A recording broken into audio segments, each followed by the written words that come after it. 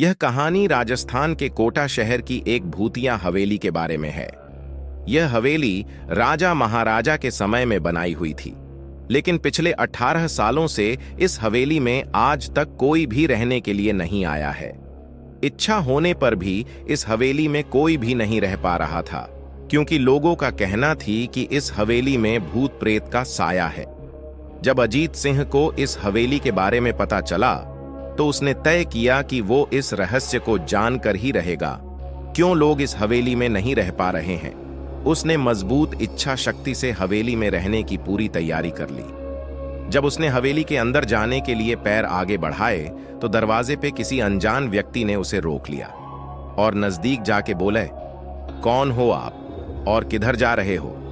अजित सिंह ने जवाब देने के बजाय उसने सामने सवाल किया, जी आप कौन?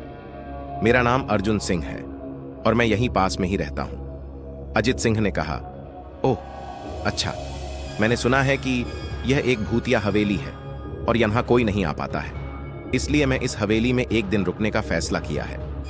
अर्जुन सिंह ने कहा, जी हां, आपने सही सुना है और आप भी अंदर मत जाइए।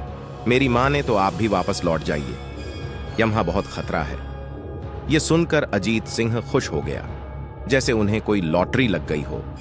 अर्जुन ने उसकी खुशी को देखकर बोला, आप क्यों खुश हो रहे हो? आपको तो भूत का नाम सुनकर डर लगना चाहिए। शायद आपको पता नहीं होगा कि मैं भूत प्रेत में काफी दिलचस्पी रखता हूं। अगर इस हवेली में भूत है तो मैं अंदर जरूर जाऊंगा और सारी सच्चाई का पता भी लगाऊंगा। इतना कहकर अजीत सिंह उस हवेली में चले गए। अंदर जाके अजित ने अपनी बैग को साइड में रखा और हवेली के चारों ओर देखने लगा। सारे रूम भी चेक कर लिए। बाद में ड्राइंग रूम में आके सोफे पर बैठ गया। उसने वहां बैठकर दारू के 2-4 पैग भी पिए। वहीं अचानक उस रूम में लाइट का एक बल्ब चालू बंद होने लगी, लेकिन अजीत ने उस पर ध्यान नहीं दिया। थोड़ी देर बाद दूसरा बल्ब चालू बंद होने लगा, फिर तो हवेली की सारे लाइट चालू बंद होने लगी। यह सब देखकर अजीत अपनी जगह पे खड़ा हो गया और संपूर्ण सावचेत हो गया। अचानक उसके सामने एक छोटा टेबल हवा में उड़ने लगा। करीबन 6 फुट हवा में ऊपर जाके गोल गोल घूमने लगा और बाद में अजीत की ओर तेजी से आने लगा। अजित ने तुरंत ही अपने जगह बदल दी और दूसरी ओर चला गया और वो टेबल वहीं जाके गिरा जहां अजित खड़ा था। अजीत कुछ समझ पाता उतने में सोफे की शीट उसकी ओर आने लगी। वो जल्द खड़ा हो गया और छलांग लगा के दूसरी ओर कूद गया, जिसके कारण सोफा दीवार को टकराया और अजीत बच गया। अचानक सब कुछ शांत हो गया।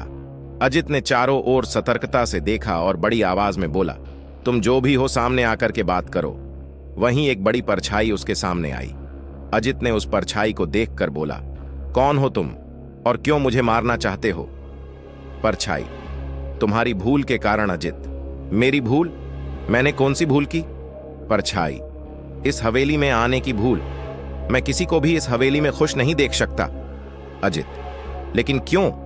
वो परछाई ने जवाब दिया, आज से 18 साल पहले इस हवेली के मालिक ने मुझे यहीं पे ही मार डाला था। मेरी कोई गलती भी नहीं थी। इस कारण की वजह से मेरी आत्मा इस हवेली में भटकती रहती है। मैं किसी को भी इस हवेली में नहीं रहने दूंगा, क्योंकि इस हवेली में मेरा खून हुआ था। इस हवेली में जो भी रहने के लिए आएगा उसकी मौत होगी। अजित ने कहा, मैं तुम्हें अपने असली रूप में देखना चाहता हूं। तुम्हें मारने से पहले मैं तेरी यह इच्छा अवश्य पूरी करूंगा। और उस परछाई ने एक भयानक दरमियाना रूप ले लिया।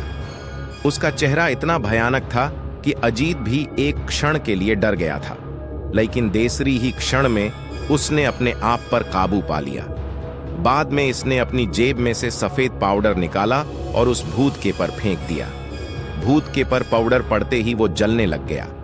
बड़ी बड़ी ज्वाला उठने लगी। वो बहुत जोर जोर से चिल्लाने लगा और बाद में पूरी तरह से जल गया। उसके बाद अजीत ने चैन से सांस लिया और वहीं पर सो गया। दूसरे दिन सुबह जब अजीत को सही सलामत हवेली से बाहर आते देख अर्जुन को आश्चर्य हुआ। अर्जुन ने अजीत से पूछा, तुम कैसे जिंदा हो?